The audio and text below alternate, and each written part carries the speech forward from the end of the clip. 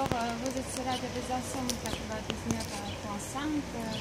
Nous allons aujourd'hui parler de l'éducation en Malaisie avec un Malaisien, c'est Yelena, et elle va nous présenter. Voilà. Bonjour tout le monde, je m'appelle Mohamed Oussama bin Mohamed Rizwan, je suis malaisien et je vais parler de l'éducation de la Malaisie, entre autres. Quand vous êtes venu en Besançon et pourquoi? Alors, je suis venu à Besançon depuis septembre 2013 et ça fait déjà 1 an et demi que je suis ici, que je suis au CELA pour étudier la langue française. Et est-ce que vous êtes content d'être ici à Besançon? Bien sûr, parce que Besançon est une ville presque pareille que chez moi, chez ma région natale, et que sa tranquillité, sa calme, sa pacificité me rendent heureux d'être ici.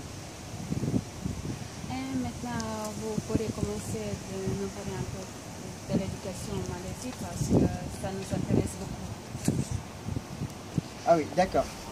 Alors, depuis toujours, l'éducation est indispensable dans une société, dans le but de former de bons citoyens. Enseigner plus précisément, éduquer est un fait noble consistant à transmettre des connaissances et des savoirs à une autre personne. Alors, autrefois, bien avant l'existence d'un lieu pédagogique, il fallait chercher, découvrir, explorer et solliciter soi-même des réponses au mystère de la nature. Et c'est pour ça la raison pour laquelle nous pouvons constater à travers le temps la construction d'institutions scolaires telles que l'université Ezekuna, construite sous le règne d'Allah Ibn al-Habhab al-Mawsili al-Makhzumi al-Quraishi pendant le califat Umayyad au 8e siècle, et l'université al-Qarawiyyin. Ils ont apporté énormément de changements positifs à l'unanimité tout entière. Elles ont également eu une grande influence sur les structures scolaires occidentales. Alors, occidentales et de même que asiatiques. Alors, je vais parler de l'histoire de l'éducation en Malaisie. Autrefois, sous l'occupation des Anglais, l'éducation au Tanah Melayu, c'est l'ancienne Malaisie, était différente selon les ethnies. Il y avait des écoles malaises pour les Malaisiens, des écoles indiennes pour les Indiens et des écoles chinoises pour les Chinois. Dans les écoles anglaises, il y avait des élèves de toutes les ethnies. Le seul objectif de la construction des écoles est développer l'attachement à son pays d'origine, ce qui créait un clivage entre les ethnies. Et puis l'histoire éducative malaisienne a vu le jour une année avant la déclaration d'indépendance de la Malaisie, en 1956. Du fait de la naissance d'un esprit pour éduquer tout le monde dans le système et faire disparaître donc la séparation sociale. Le circulaire Razak 1956, qui est la référence principale pour une éducation fondée sur l'intégration nationale, a proposé une éducation ayant des valeurs patriotiques pour tous, sans exception.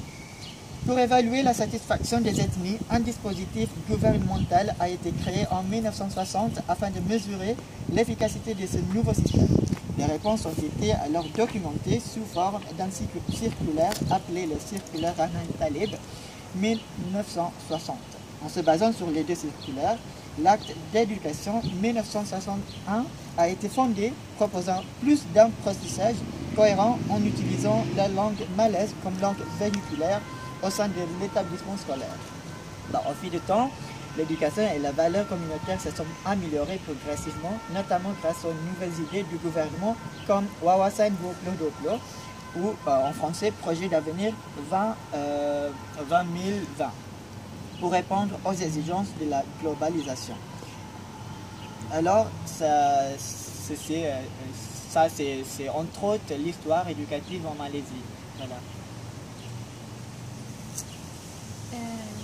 Qu'est-ce que tu trouves, lesquels avantages sont les plus précieux dans votre pays? Pour moi, Alors, les systèmes éducatifs, parce qu'on est en France, français et malaisiens sont différents. Et ceci revient à l'histoire de chaque pays. Par exemple, à travers mon discours tout à l'heure, je disais que notre lutte, enfin, la lutte des Malaisiens pour l'éducation est d'intégrer tout le monde, toutes les ethnies pour être juste une société malaisienne. C'est pour avoir l'intégration sociale. Ça veut dire que toutes les nationalités qui se trouvent dans la Malaisie sont intégrées dans le système éducatif et ont la même valeur. Oui, c'est ça exactement, mais on ne dit pas que ce sont des nationalités différentes, mais ce sont des ethnies différentes. Parce que des ethnies et nationalités, parce que les nationalités, c'est souvent incliné pour dire que ce sont des immigrants, mais les ethnies, ce sont des habitants, mais c'est pas des indigènes, quoi. Voilà. Et puis, par rapport à l'éducation de la Malaisie, je vous informe que les passages scolaires sont un peu différents que celui de français et de la France, parce que on a trois périodes scolaires dans école primaire de 6 ans à 12 ans, et puis lycée inférieur de 13 ans à 15 ans, et puis lycée supérieur à 16 ans jusqu'à 17 ans. Voilà.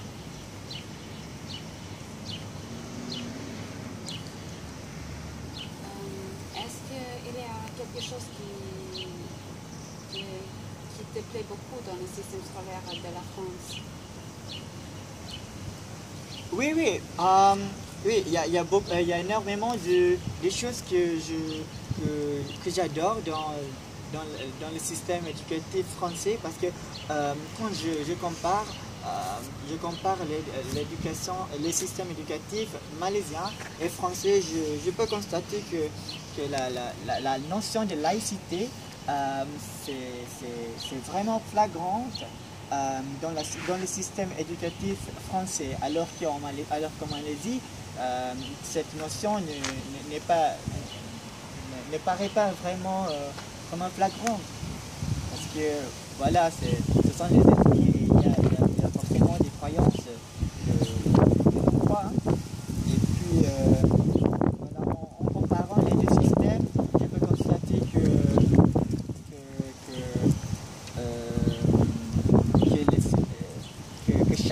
chaque système a un atout pour son pays. Est-ce qu'il existe un partenariat entre la France et la Malaisie pour des étudiants qui aimeraient bien venir ici en France pour faire ces études? Ou est-ce qu'il y a aussi un partenariat qui envoie des étudiants de la France pour venir en Malaisie? Oui, oui, bien sûr, parce que en se fondant sur le projet d'avenir 2020, le gouvernement malaisien a proposé de poursuivre les études pour les étudiants dans des filières variées, comme le médecin, comme la médecine, la langue, puis l'ingénierie. Et il y a de toutes sortes de filières que les étudiants puissent avoir pour aller en Outre-mer, en France en particulier.